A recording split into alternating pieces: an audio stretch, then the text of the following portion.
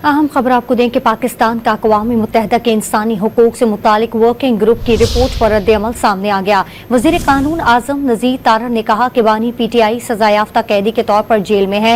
इस बारे में मज़ीद तफसील जानते हैं। रॉ न्यूज़ के नुमाइंदे उमर मेहताब बन्नी हमारे साथ मौजूद हैं। उमर बन्नी, बताइएगा। जी बिल्कुल, वफाकी वज़ीर कानून सेनेटर आज़म नज़ीर तारड़ ने बानी PTI की गिरफ्तारी और ज़ेर इल्तवा मुक़द्दमात को पाकिस्तान का दाखिली मामला करार दिया है।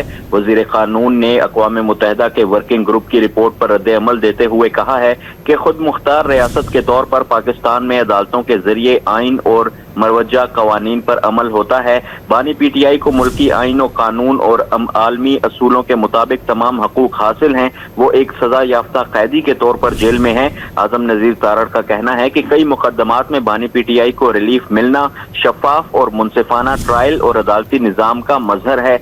आइन और कानून और आलमी असूलों से मावरा कोई भी मुतालबा इम्तियाजी, जानिबदाराना और अदल के मनाफी कहलाएगा। जी बहुत शुक्रिया तफसीलात देने के लिए उमर मेहताब बन्नी आपका।